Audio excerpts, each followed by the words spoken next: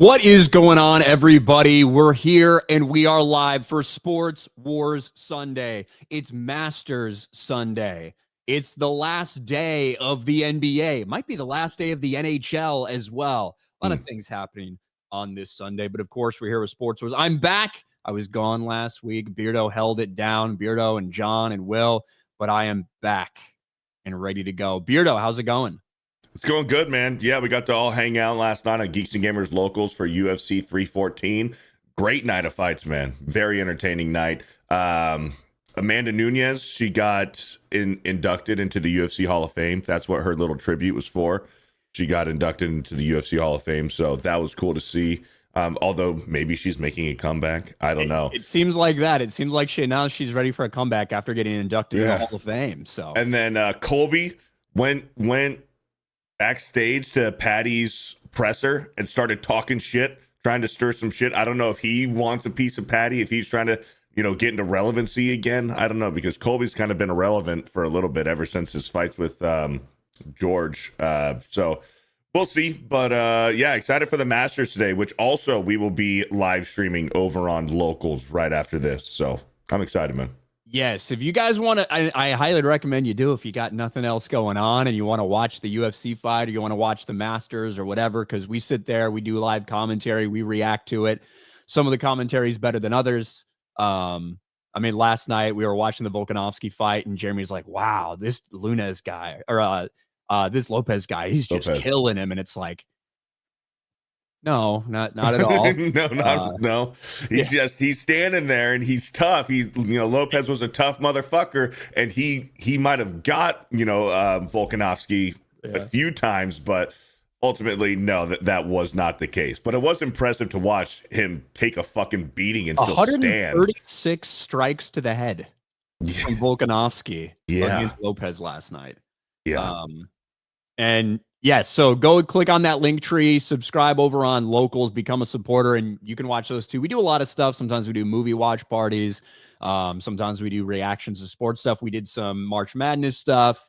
Yep. And you guys, I won't be there, but you guys are doing Masters coverage, and we're going to talk a little bit about the Masters today as well. But yes, we are here. We're back. Let's start off with some of these chats we've already got here. Zenny Biscuit for $10, the Kentucky Derby. It is close to Kentucky Derby time, isn't it? Mint Julep time. Journalism is the favorite so far with Tappan Street and Sovereignty. I'm keeping an eye on Baffert Horses, Citizen Bowl, and Getaway Car. Everybody loves the Kentucky Derby. Everybody loves the Kentucky Derby. Oh, yeah. Thank you, Zenny Biscuit. Chris Coran for $2. I got out of bed just to watch Sports Wars. Man, I would have stayed in bed and watched it on my phone. Just watch it on your phone. That's right. But we appreciate the effort you go into to watch this stream, Chris. Dom H, our man Dom. I think we're going to see Dom in Vegas, right? Because you and me are both going to be in Vegas next week. Hopefully Dom's there. I hope we see our man Dom H there with 10 gifted memberships. Shout out to Dom H. Thank you very much, sir. 10 memberships. Turn in the chat green. Alex McCarthy, it's Sunday. Enter code RK Outpost or Beardo. If you're interested in getting a PC, go to metapcs.com. Click the link in the description. You can use the code 199 if you want, or you can go with RK Outpost or code Beardo. Thank you, Alex. GJJ, member for 17 months. Thank you very much. And then Dom says, yeah, see you guys in Vegas. Let's go. Oh, yeah, man. Oh, yeah. Let's go, Dom. Just a few days away, man. It's going to be a good time.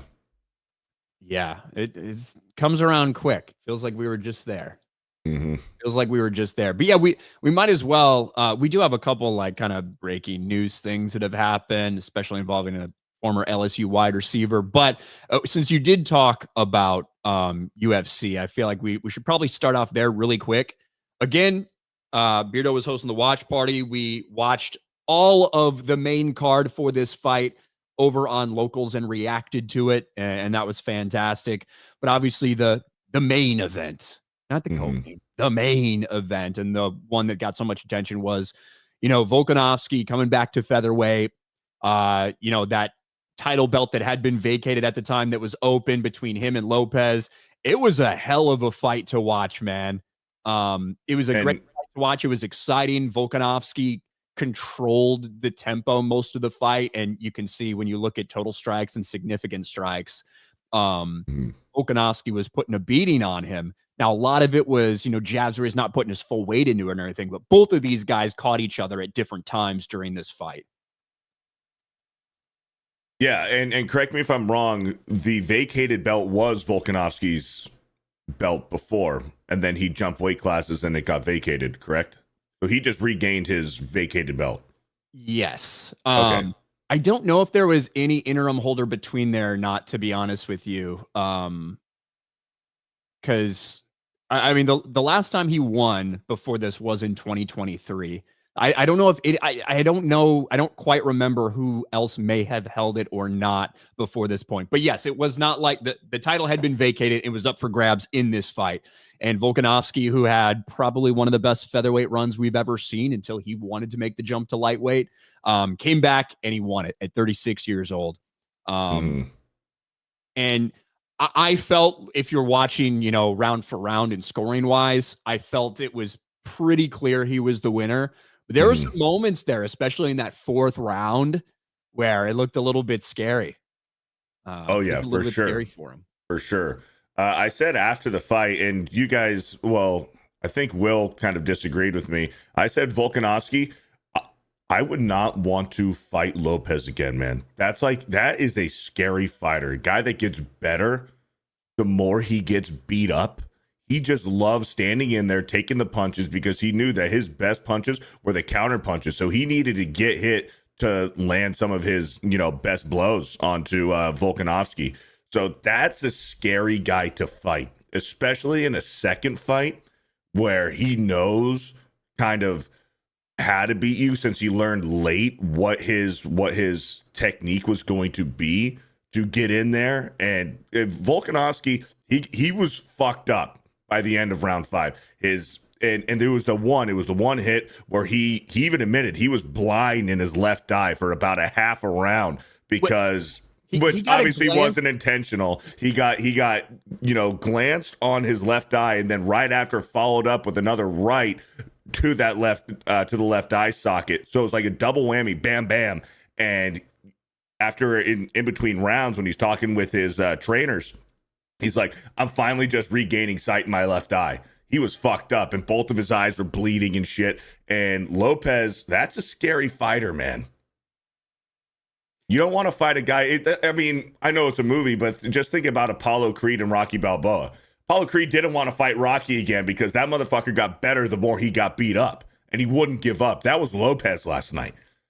That's a guy you don't want to fight again when you barely just get out of there. Who you couldn't knock out, you had to win on points alone. That's scary. I would also say that I think Volkanovski would adjust. We saw Volkanovski play a little bit different game than normal. We didn't see nearly as many leg kicks as we do sometimes from Volkanovski. If that's who he gets thrown back in there a fight again within the next year or two, I think he'll do it. And I think we've seen enough of him at this weight to understand that he will be able to adjust. And look at the scorecard: 49-46, 49-46, 48-47.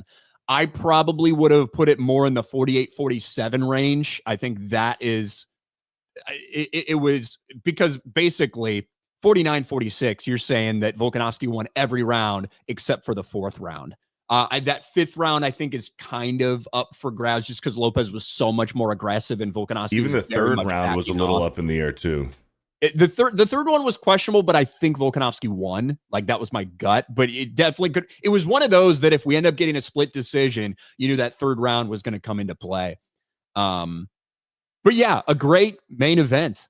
Mm-hmm. And we had a great co-main event as well. Paddy Pimblett beats Michael Chandler, and by the end, Michael Chandler was fucked up, bro. Oh yeah, to the point he couldn't even be there for the for the announcement that Paddy Pimblett obviously won by was it technical knockout? Technical they knockout. called it, right? They Called it. They stopped the fight due to elbows. Yeah, the elbows to the fucking head but of they- Michael Chandler. Yeah, they had to get Chandler out of there because he was just He was pouring pouring blood He had a big everywhere, cut dude. right here on his cheek. And that was the big thing in round 3. Patty with a big knee to Chandler's his left cheekbone, and he was just nonstop bleeding blood everywhere, to the point where he might have been freaking out a little bit. Pimblett slammed him down twice. The first time, Chandler kind of escaped. Pimblett picked him up again, slammed him again, and just those brutal, just hammer punches and elbows to Chandler's face. And he wasn't defending himself, and Pimblett in there for that dub, man. Pimblett looked focused the entire time.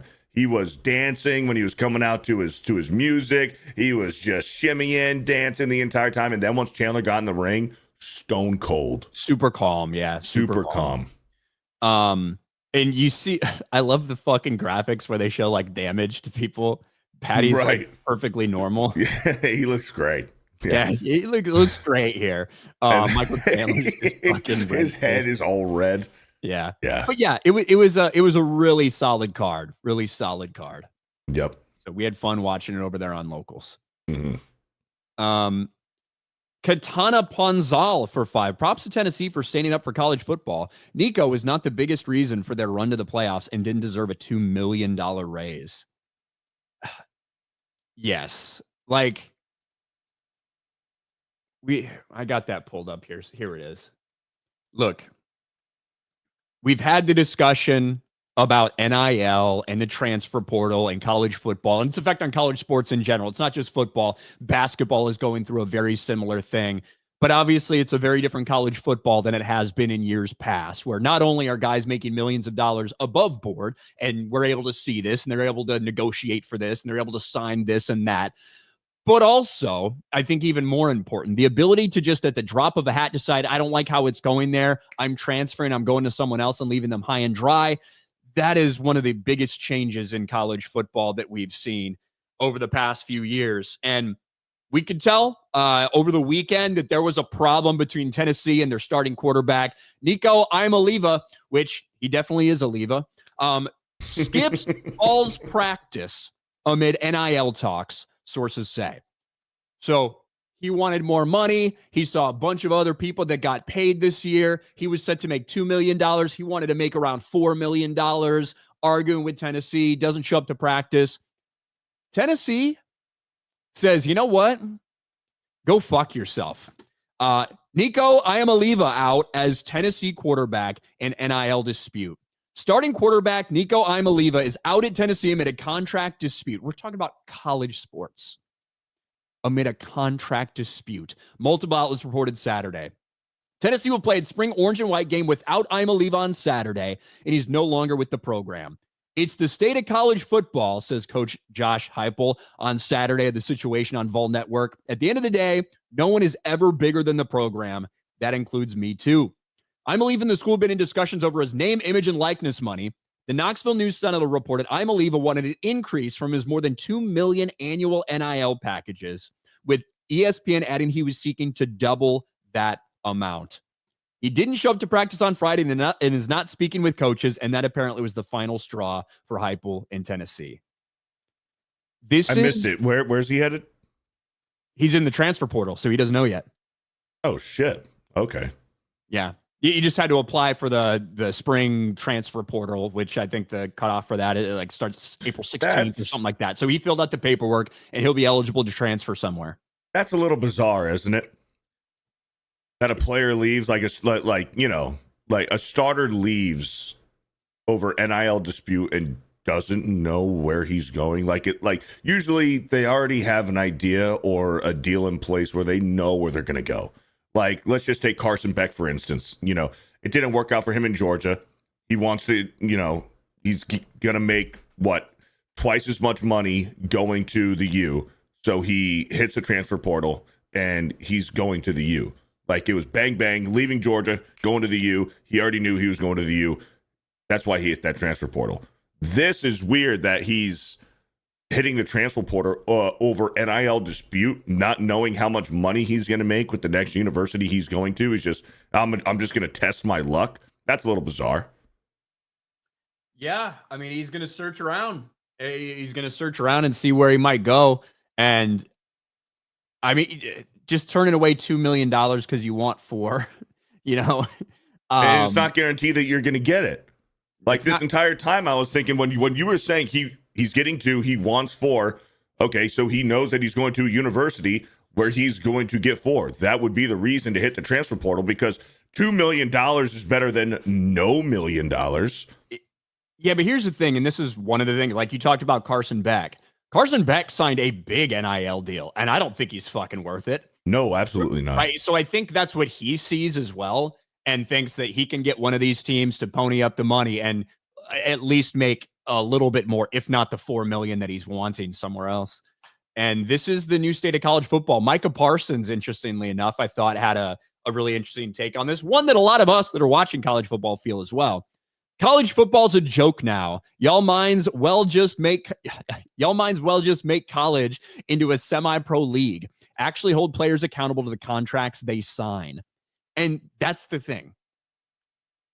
These contracts are not like really enforceable. They're not really fucking contracts. They're not even 1-year contracts, apparently.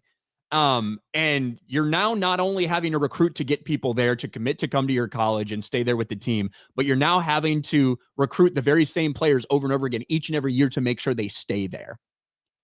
And it's nuts. Micah Parsons also went on to say this: college was never about money. College is about building character. I'm the man I am today because of the brotherhood and the amazing coaches I had during my time at Penn State. We're failing kids now because life isn't easy, and we're allowing them to quit. Mm-hmm. This is the new normal for college sports. And I do think we're going to see something implemented that makes these things potentially a little bit more rock solid, at least for the year that you commit to. But I don't know, man. I don't like it. It's not fun. This is now going to be the standard. You're going to have to see more of these things happening. I don't know if it's going to be right before spring ball in so many cases, but this is it. College basketball, college football. This is what it's turned into. Yeah, I absolutely do not understand a move like this where he's just going to hit the transfer portal with zero guaranteed destination of where he's going to go, how much NIL he's going to make, when he was already making $2 million at Tennessee, but I want $4 million, so I'm just going to go to the transfer portal with no guarantee of how much I'm going to make. He could hit the transfer portal and only make $1 million as his best offer. And then what's he going to do? Try to go crawling back to Tennessee because he wants that extra $1 million? It's such a bonehead, stupid decision to hit the transfer portal with nothing. He can always just sit out a year and not waste a year of eligibility and stuff too, you know? Like, those are possible things he could do. Yeah, but that's less scouting film. You know, that's not going to look good for NFL scouts if he sits out a year because of money like that. That's not a good look. I mean, that's the fucking standard. That's the fucking standard for all NFL players now. That's crazy, man. That's crazy. Like, I understand something like before NIL exists. You remember Nick Bosa? He got injured, sat out an entire year because he wasn't eligible for the draft yet. Sat out an entire year because he already knew he was a top draft pick, and then declared for the draft, did the combine, and went 2 overall. Like, that I understand. And that was before NIL. But to do this over money when this guy isn't even a guaranteed prospect, quarterback prospect of any kind, to make a decision like he needs to sit out a year because of money, that's weird. Yep. I fucking hate it. But we argued about this 3 years ago or whatever when they fucking implemented it, and here we are. Again, I think that I think NIL is NIL, and I'm not a fan of it. I'm not as opposed to it as I am against the instantaneous fucking transfer shit. I think that is far worse for overall for the game than players who used to get paid a little bit under the table now getting paid above the table. It's the ability to, as soon as you don't like something or as soon as you don't think you're getting that playing time, hit the transfer portal, you're gone. That's the shit that I think is worse for the game overall. Yeah, and you used to get punished. You used to have to sit out an entire year if you were going to transfer. It was frowned upon. Now it's easy. It's celebrated almost because you're going to get paid more money most of the time. Yeah. We do have some rather shocking news that we got this morning about what looked to be, an NFL player who got drafted in this upcoming draft, a super talented wide receiver in Kyron Lacy from LSU. Unfortunately, we got the news this morning that he has passed away and he took his own life. Breaking, LSU superstar Kyron Lacy allegedly took his own life last night, according to sources from his neighborhood. He was previously considered a potential first-round pick in the NFL. Rise in Heaven 2 says number 3 Sports. Now, obviously, you never want to see a young guy like this take his own life. Somebody who could have had just another one of these LSU wide receivers that goes in and dominates in the NFL, which we've been all so accustomed to seeing. However, there is a little bit more to this story. This is not simply, maybe he struggled with mental health problems. He was in a lot of legal trouble, and it's one of the reasons he may have not got drafted as high as people thought his talent could be, and it's because he had a lot of this stuff coming up imminently. Report, former LSU wide receiver Kyron Lacy dies before facing court in deadly car crash. Kyron Lacy was scheduled to appear in court for a fatal 2024 crash that killed a 78-year-old man. WBRZ reports his death was ruled a suicide. And yes, so he had been charged with negligent homicide, fleeing the scene. He was speeding. He crossed the line. He ran head on to an old man and killed an old man. And he was due to start this court case effectively. And I'd have to imagine that may have had something to do with him choosing to take his own life. Just a sad situation all around. There's no doubt about that. But, just right before the draft and, maybe all your dreams finally realized, and this is how you choose to go out. Very sad story. Did you guys cover this morning, John? Yeah. I covered this morning.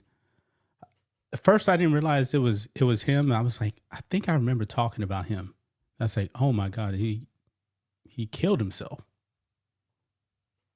Yeah, sad, man. Yeah, I mean, and this is.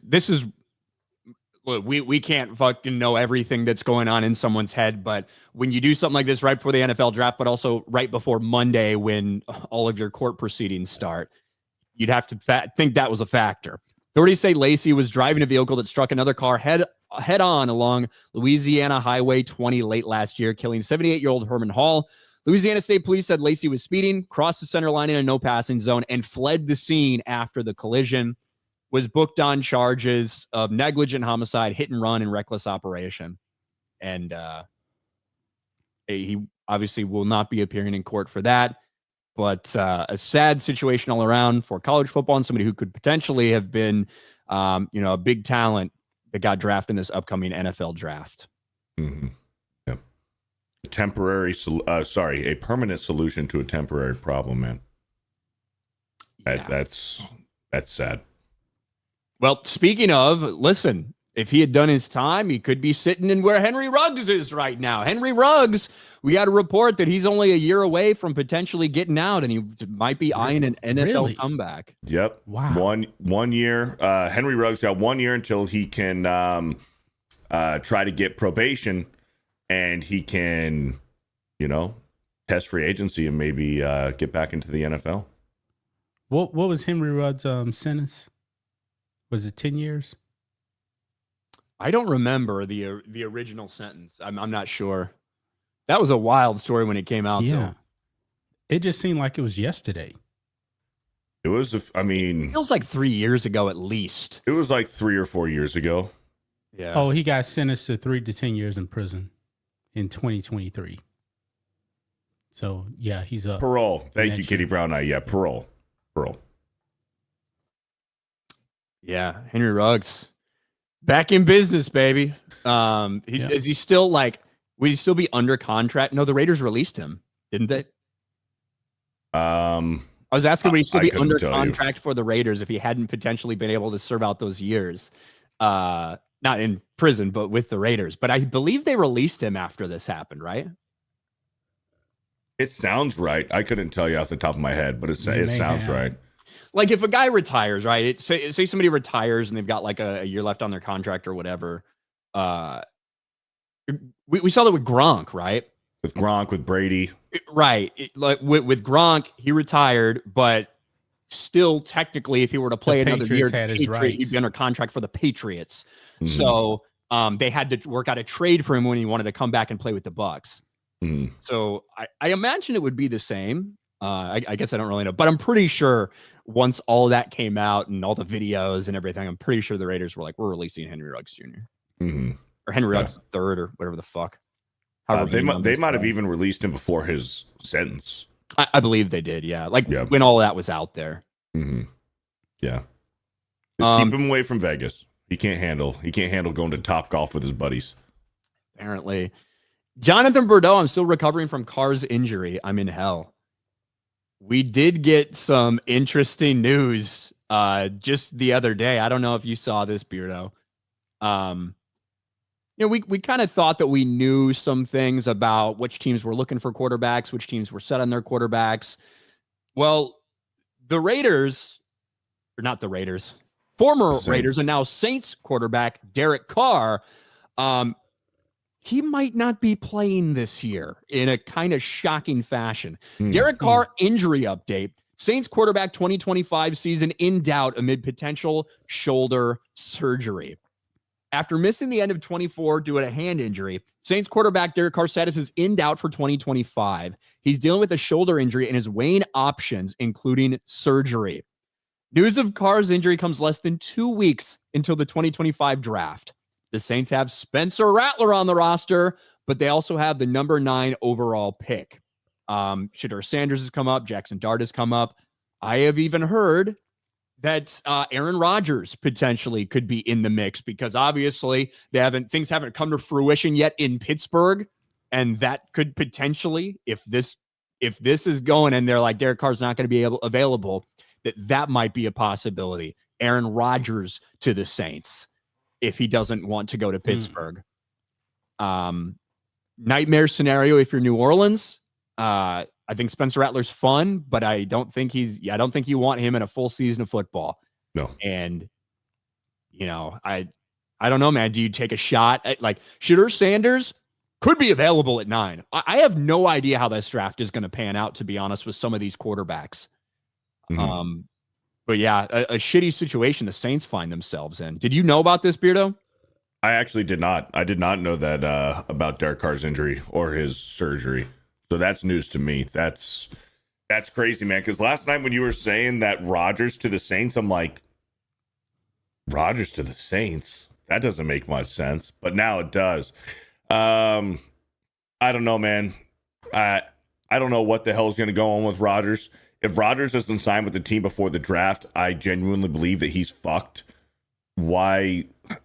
I just don't get it unless he fears for like a Kirk Cousins like situation that no matter what, even if he gets a contract and gets paid, that team could still draft a young quarterback. And who knows, halfway through the season, if he's underperforming or if the team is underperforming, they want to try to get, a little boost in there and put in the young guy. And now Aaron Rodgers has been benched. Aaron Rodgers doesn't want that for his ego or for his career. His legacy has already been in question because of his past 2 years in New York. So Aaron Rodgers wants to go to a place where he knows he's going to be the starter for all 16 or 17 games. So this is interesting, though. Pittsburgh is probably the place. It is Pittsburgh, 100%. But now Pittsburgh, if Rodgers doesn't go to Pittsburgh before the draft, you might see Pittsburgh draft a young quarterback. And then he's double fucked. I don't know. I can't stand Aaron Rodgers. He loves being the center of attention. He loves drawing this thing out. I don't think he wants to play for a coach like Mike Tomlin personally. I think he would have loved to go to the Vikings, following Brett Favre's footsteps. That turns out that they weren't interested in him, at least not in the way that he wanted them to be. And I guess he could end up with this. Maybe he just quits. Maybe he just says, I'm fucking done. I would love that. Aaron Rodgers, just get out of the league. I'm tired of him. Thanks for standing up and speaking out against COVID, but I hate everything else about him in terms of how he's a locker room cancer, how he's constantly trying to shift the fucking blame. He's just so antagonistic towards every coach he's basically ever had. I can't stand Aaron Rodgers. So we'll see. We'll see, man. What if Rodgers went to the Bears? If Rodgers went to the Bears, I'd Kyron Lacey myself. Oh, God. Oh, my God. No, too soon. Yeah. Oh, shit. I do not want to root for Aaron Rodgers. Raylo Normie says, hey, Ryan, been in Chicago all week. Went to Wrigley, and it's the best stadium I've ever been to. Went to the White Sox Friday, and a guy got stabbed on the red line, and 2 stops later, someone pulled a pew-pew. Holy shit. Don't go to a White Sox game. South side of Chicago, don't go. Go up to the north side. We got a lot of friendly white people up there at the friendly confines, okay? That's all I'm saying. So, but I'm glad you went. I love Wrigley. Obviously, I'm very biased because I'm a Cubs fan, but I love it, man. So I'm glad you got to go. Every baseball fan should go there at some point. Never been to Wrigley. But where I did go this week, I went to George M. Steinbrenner for that Angels game where they won 11-1, 6 home runs for the Angels. It was a 3-man, 2-run home run game. Joe Adell, Taylor Ward, and Mike Trout all hit 2 home runs. Joe Adell hit 2 home runs in the same damn inning. So unbelievable that I was able to go to that game. Steinbrenner, it's not a major league park, but it's still fun, man. It's a good time. So I had a blast there, and it's enough nice room for all the Tampa Bay Rays fans, that's for sure. And there was still some empty seats there. There was, I would say, 25% of the fans there were Angels fans, surprisingly. Yeah, and we are, through the first 2 weeks or so of MLB season, we got a couple surprising inches. And again, it's just 2 weeks. You can have a hot 2 weeks, you can have a cold 2 weeks. I wouldn't read too much into it. I'm sure you wouldn't, as your Houston Astros are sitting down at the bottom with the fucking no city athletics. My concern with the Astros, man, is the bats. It's just quiet right now, even though they had 14 runs the other day. But the pitching ain't been too bad. They've only given up 55 runs. So that's top 6 in the league, I believe. So, well, no Kyle Tucker hurting you guys, No, what's funny? Kyle Tucker and Alice Bregman were players of the week. that was interesting right there. Yeah. And your Angels are on top of the AL West. We got to enjoy this while it lasts, Beardo. You got to enjoy it. It ain't going to last long. All right, motherfucker. Man, you know the Astros going to make a run. I can't hear you all the way down there. Sorry.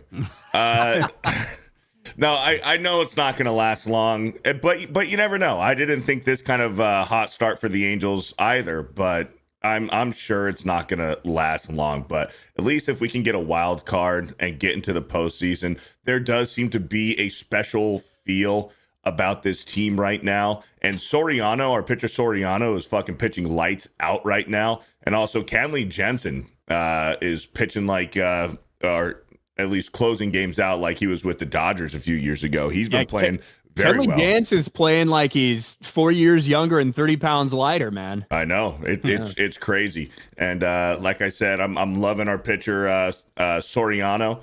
And the Angels are just playing good baseball right now. So it's good to see. So I'm hyped. We saw a very interesting play last night. Yes. In this game. Yeah. Astros versus Angels. And it's such bullshit. It really is. But watch this play. Mike Trout, new position over in right field. They're putting him over there basically in hopes that he doesn't get injured as much. Less wear and tear over there. Yeah. And he's already had a couple interesting times, but this one, very interesting play. You got a lot of your friends coming out to the weekend celebration. This ball 2-0 pitch. Look at Trout. Trout's claiming interference, but that is in the stands. That is not his ball. Now, this is the Astros. That's what I was thinking right there. This is the Astros broadcast, just for the record. They kicked the fan out. Now, the fan did not go over the rails. So they didn't kick him out. They just moved his section. I heard he got kicked out on the local.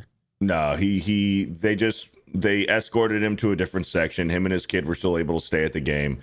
Okay. Mike Trout did actually meet with the fan and his kid after the game to sign some, memorabilia and stuff. But this is a crazy play, dude. This is a crazy play because, look, if the ball is in the fans' territory. I hear you, fucking Astros fan. I get it. However, and like it'd be one thing if he fucking grabs it right before it goes in his mitt. There's nothing. This ball is in Mike Trout's mitt, and this man rips it the fuck out. He rips it out of his glove. Mike Trout caught the ball. He literally opens his glove. He did. And he goes in there, rips it out of his glove. Like, that's bullshit. And I don't care if it's in foul territory. You got to give the players room.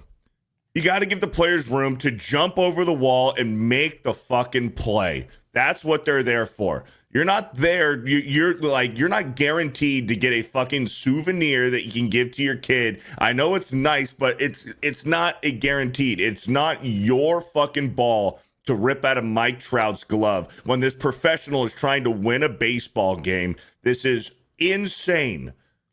Look, I am like, if he catches the ball right here, right? If he fucking catches it and it's not in Mike Trout's glove, then it is what it is. He pulls away. He catches it and he pulls away. Mike Trout has zero opportunity to make the play. Then whatever. Right. The ball is in Trout's glove. And he rips it out. He opens and pries it fucking out of the cold, dead hands of Mike Trout. And then you can look at his face. See, it's the first time I saw it on slow motion. Yes. Wow. And look at it. He almost tries to give it back. He realizes he fucks up like immediately. Yeah, he's like, oh, no. He does try to put it back in there. That's the old that's the Mookie Betts play from the World Series. Yeah, he did. Did he have it first, right? Yeah, it was in Trout's glove. Now, Mike Trout, from everything we can tell about everything we've ever heard or seen about Mike Trout, great fucking dude. He went over after this because he was obviously heated because he got this ball stolen out of his fucking glove and it's bullshit. He made sure to like smooth things over with him when he was there. He wanted to make sure he didn't get kicked out, and he did meet that Astros fan and his son after the game. Great. It's still quite impressive, sir. It was the way you reacted. That's what it's all about. Yeah. I didn't want to end it. I saw you guys get kicked out. I'm like, I know you guys got movie cats, but yeah, no problem. I got you. Yeah. Is that the ball right here? Yeah, that's the ball. Oh, yeah. Give me some. Yeah, so it's class act. Oh, yeah. Just complete class. And like you said, this was not like the same situation as the dude who ripped the ball out of Mookie Betts' hands and was celebrating about it. This was somebody who, heat of the moment, rips the ball out of Mike Trout's glove and realizes he made a mistake, and was, very apologetic and everything. But and that kid is now an Angels fan for life. No, he's not. No. He's an Angels fan for life. No. He's a Mike Trout fan for life. Mike Trout fan, yeah. But Angels fan, nah. I got my autographed Mike Trout shit right here. Yeah. There we go. Hell yeah. Nice. I need to go to an Astros game this season sometime. I went to one last year, John. Oh, yeah?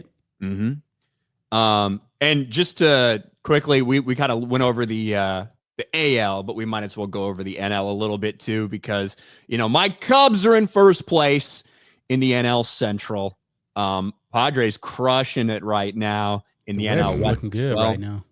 The Cubs, look, they got a 41 run differential, plus 41. Now, a little bit misleading. Last night, Dodgers got really far behind. They put their position players in, and the Cubs just teed off on them last night. So you're going to have nights like that occasionally, but I've been very happy with what I've seen so far from the Cubs after getting, 2 games in Japan against Shohei with the fucking Japanese celebration bullshit. It's good to see them, get off to a good real start of the year. So I'm happy about it. Katana Ponzal becomes a channel member. Thank you, Katana. Mick Walsh for 2. Time to control NIL deals before it gets too messy. I think they're going to have to look into doing something because such a high profile thing like this for I'm Aliva. It has a perfect name for that, by the way. Connor Akers for 2. Stefan Bartino. Steve Bartman, I hope he never knows peace. Put it that way. And I don't think he knew peace for the rest of his life. Because it's different, right? Opposing team, right? If I'm an Astros fan and Mike Trout comes in there, of course I'm going to try to catch that ball to not let him get the foul ball. Of course. If it's my team, fucking Moises Alou, go up there and grab it, bro. Go up there and grab it, Moises. But, you know, he had his headphones on.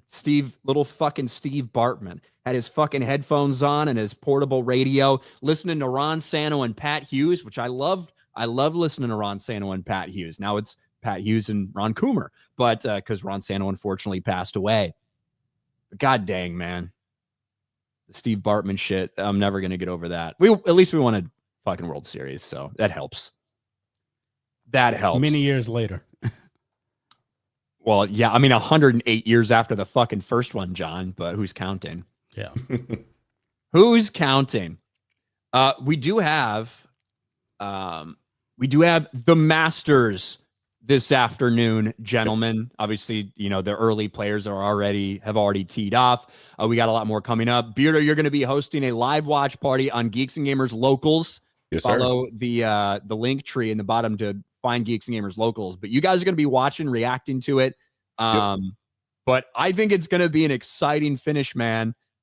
We talked a little bit about it before the Masters actually got off to a start. I said I thought Rory felt like he was due. It's been 10 years since he won a major. He'd been playing well. Rory right now is in the lead of the Masters, but this final pairing, you know, getting hints of U.S. Open from last year, Rory and Bryson battling it out. I love Bryson DeChambeau. He's got a great YouTube channel. You guys should check it out. Honestly, he does great shit over there. It's fun as hell. But you've got Rory, who is so staunchly staying PGA. You've got Bryson DeChambeau, who went over to LIV, went over to the Live Tour. And I think it's going to be a great battle down the stretch between these two. I'm rooting for Bryson. We've seen Rory choke away a couple in the past, but I don't know. What do you think? Is Rory going to finish it off, Beardo? Well, typically he's a choke artist. Am I correct? So I don't know if I would say typically, but he has been known to do that over the past 10 years. Yes. Okay. So typically known to be a choke artist, Rory McIlroy. We'll see, man. He just won the Players Open or the Players Championship, whatever it's called. He just won that a few weeks ago. Bryson DeChambeau. I'll root for the American. Fuck it. Listen, I'm not super big into golfing. I've been trying to get more into it, so I'm excited to watch the Masters today. I haven't kept up too much attention the past couple of days, but I'll be locked in today, so I'm excited. I just want to see an American win it, so let's go Bryson. I didn't realize it's been 10 years since he won a major. It has been effectively the same. Like, this is the same gap between Rory's last major from when Tiger went through that big drought. But Tiger's was obviously personal issues, injuries, almost dying, like all this shit, where Rory just hasn't played well. And Tiger won last in what, 2018, was it? 2019? 2019? I don't remember. Yeah. The years are getting fuzzy, but yeah, somewhere around there.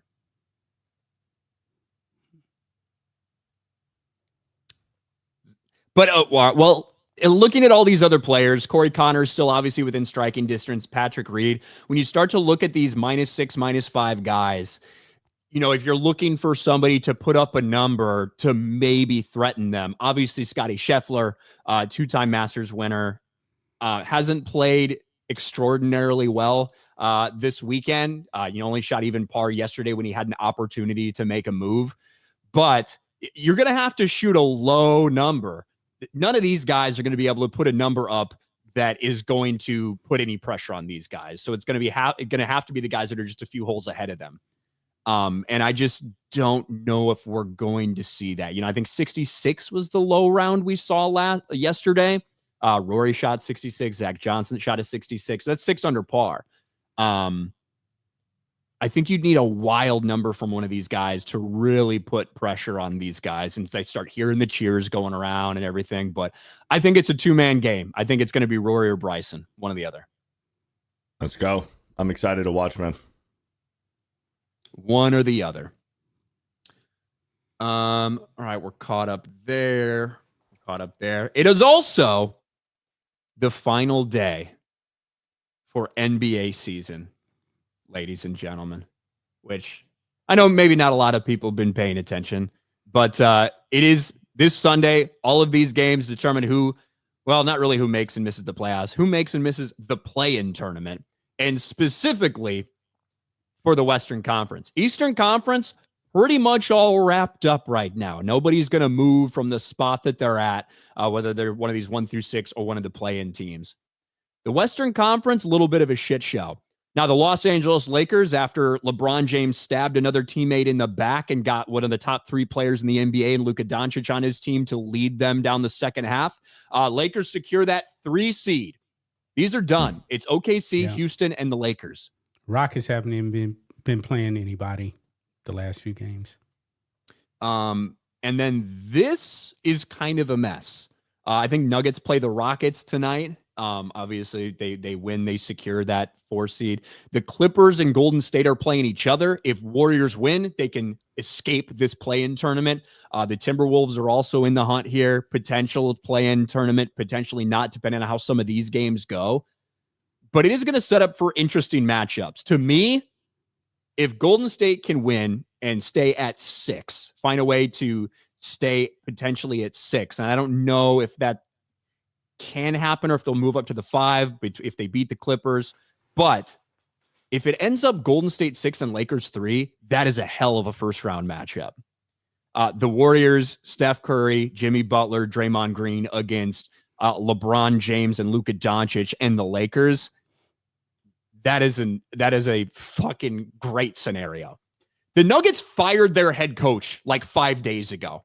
Yep. The Denver Nuggets fired their head coach after there was a lot of issues. It wasn't going to last. There were problems. They didn't like what they were seeing. But kind of a shocking thing to do, to fire your head coach, I don't know, a week before the fucking playoffs start. And this team, effectively, this core team has won an NBA championship within the past 2 years. A lot of chaos there. So going in, I would have said a few days ago that I thought the Nuggets have, just as much of a reasonable chance as anybody in the West. But with that kind of chaos reigning now, I just don't know if we're going to see the same thing. I am fucking hoping and praying and rooting for Golden State to hang on there to 6 and beat the Lakers in the first round. I want to see LeBron James sent back. I want to see another LeBron James loss when he gets every fucking piece that he ever wants. Another LeBron James disappointing failure, this time with a perennial all NBA first team player, Luka Doncic. That's what I desperately want to see, and I hope we see it. Because fuck, man. I used to be a big Lakers fan. I don't pay too much attention to the NBA nowadays because of LeBron and the three-point game. It's just not as exciting to me. But in the early 2000s, I was a big Lakers fan with Kobe and with Paul Gasol and with Ron Artest and Lamar Odom. And I was a big Lakers fan. For this, I would like to see the Lakers do well for Luka. I like Luka Doncic a lot. He is a lot. Well, he didn't do it. He got traded, and now he's allied with the fucking enemy of the state. Okay, I don't care if goddamn Santa Claus is on the team. All right, I'm gonna fucking root against him because he's with LeBron James, and this is just it's more bullshit. LeBron James stabs Anthony Davis in the back, fucking forces him out, gets him traded away so he can replace him with one of the top 3 players in the NBA. Let's not get that twisted. That's who Luka is. Luka isn't just another all-star teammate. Luka is a top 3 player in the NBA right now. And I don't think you can argue that point. And now he's leading the Lakers. And it's bothersome. It's irritating. I hope that they fail and that Luka decides not to extend with them and go somewhere else. That's what I hope. We'll see. Gunho Max says Santa has a crazy vertical. But he probably does. Santa's pretty spry, I think, for his age. So you never know. Could happen. But yeah, we've also got same thing for NHL. You guys know me. I'm not following along with NHL, but obviously Stanley Cup playoffs and NBA playoffs happen right at the same time. I believe this is the last day maybe for NHL as well, or at least there's some big games coming up. But I can't really talk about those, honestly, because I have not been paying attention to the NHL, so I'm not even going to try to pretend to. Yes, Nikola Jokic averaging a triple-double is nuts. For a big man, it's crazy what he's doing. And I think Shea Gilgeous-Alexander wins the MVP. I think that's pretty well OKC. Established. With as well as they've been playing, with them having the best record in the NBA, with all of this stuff and his numbers, I think that's the right call from what we've seen over the course of the last several years in NBA history. Well, past couple decades in terms of who wins MVP. But I would take Nikola Jokic on my team in a second before Gilgeous-Alexander. But I'm almost positive he's got that MVP locked up. That's how it feels to me. Steph Curry hit 4,000 3-pointers a few weeks ago. He did. Damn, he did. NHL regular season ends this Thursday. All right, we got a couple more for NHL regular season. But like I said, haven't really been paying too close of attention. Not a big hockey guy. I watch hockey during the Olympics. And breaking news, fellas, Kyron Lacey found dead in Houston. Not breaking Jersey Dolphins. We literally talked about it on the stream already, but thank you. Yeah, sad news. Sad news. Very sad. Again, you never want to see somebody decide to take their own lives like that, especially someone that's so young, blah, blah, blah. However, there is more to this story than just some heartbreaking thing. It's this dude was on the hook for killing somebody. And he was about to have to face the repercussions and ramifications and take responsibility. And clearly he wasn't ready for that. Maybe the guilt of causing someone else's death had been weighing on him. I don't know. But it's not just as he was dealing with mental health. No, he fucking did something pretty fucked up. And he ran away from the scene of the crime. Yeah. But I guess who major big time NFL draft prospect hasn't done that? At least if you're in the SEC. Where was I? Joe Mann. We got the gunslinger back, baby. I love to see Joe Flacco sling it. Yes. Joe Flacco back in Cleveland. Cleveland. Yep. Elite Joe Flacco at 47 years old has signed with the Cleveland Browns. And I don't know how this NFL draft is going to go. Other than I know that Cam Moore is going to be the first pick. But I think Shedeur could go in the top 3. I think he could also fall to the end of the first round, legitimately. I'm just not sure. I think he goes top 10, regardless. I would be surprised if he didn't get top 10. Now, what if he's not the second quarterback drafted, though? What if it's Jackson Dart? Yeah, I agree with you. I'm not sure how this is going to go and where Travis Hunter's going to end up either. I think Hunter's a lock to go top 5, but even then, you just don't know. This year is so weird and such a question mark at the quarterback prospects. So we'll see. Yeah, I want to see if any recent mock drafts or anything that we have out here, or some of the not NBA draft. I don't want that shit. Draft. Here we go. Draftcast. Let's see. On the clock are the Tennessee Titans. Already, they're on the clock. What day is that? April 25th, 24th? What day is it? It is April 24th. April 24th. It's a Thursday. April 24th. Yeah, I don't know, man. I think that I know there's so much hype for the Bears. Obviously, one of the first names they got connected to was obviously Ashton Genty. And I think there's a growing feeling that if he's there at 10, they would take him. I don't know if he's going to be there at 10. And I don't know if I feel like they should take him if he's there at 10. I don't like using a top 10 draft pick on a. I don't like using the top 10 draft pick on a running back. Specifically a running back that, look, the numbers we saw from Ashton Genty were insane last year. He had more yards after contact than any other player had rushing in the in NCAA last year. It's crazy. Put up wild numbers. And I would love to have him on the team. I don't know how I feel about using a top 10 pick on a running back in general, but if we get him, I'm going to be the biggest Ashton Genty fan you've ever seen. I can make the case you shouldn't draft a running back in the first round, period. Yeah. Now, obviously, you've got a couple exceptions. You've got a couple standout guys. So, when you look at Saquon Barkley and what he was able to do for Philadelphia, those guys do have to be in the right spots, though. If Saquon Barkley's with the fucking New York Giants, it ain't going to fucking matter. He would have had another season like he had in seasons prior, and the Giants would have been fucking miserably bad. Thank you. I'm just wanted to point that out there.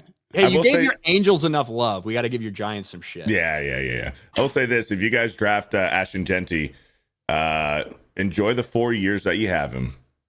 And then in free agency, he's going to dip out and probably go to Philly. And then he's going to win a Super Bowl with Philly.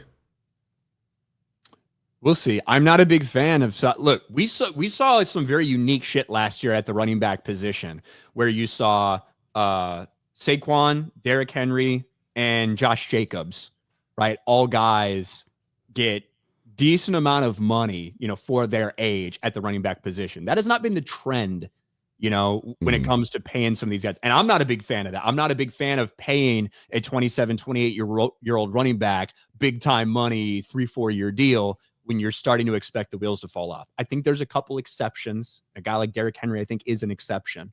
But maybe that does start a trend of those guys getting bigger deals like Derrick Henry, Saquon, and just this offseason, the Vikings re-signed Aaron Jones to a 2 or 3 year deal for some big money. Yeah, was that a 3-year deal, or was it? It was a 2 or 3 year deal. Yeah, I think they picked him up for 1 year and then they just extended him or re-signed him, I guess, for a 2 year deal with some big money. Maybe, yeah. So we'll see. But Chris Curran for $2. Let's go Lightning. Bring the Stanley back to the Bay. Still in Florida, right? Joe Man for $5. Jokic is the head coach now. Hopefully he can keep his team together. I saw Jokic literally on the sidelines being the coach at a timeout. So that's how it feels. I would love if the Nuggets went on a run. I like Jokic a lot. Man, is he fun to watch regardless if they win or lose. What a madman. Little Orphan Funkhauser for Steve Bartman is a hero to all 12 Marlins fans.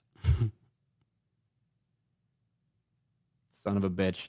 They even did like some big, they try to do some fucking big documentary, make people feel bad for him. I don't feel bad for that bitch. Fuck him. Little Orphan Funkhauser for $2. For the record, I am one of those 12 fans.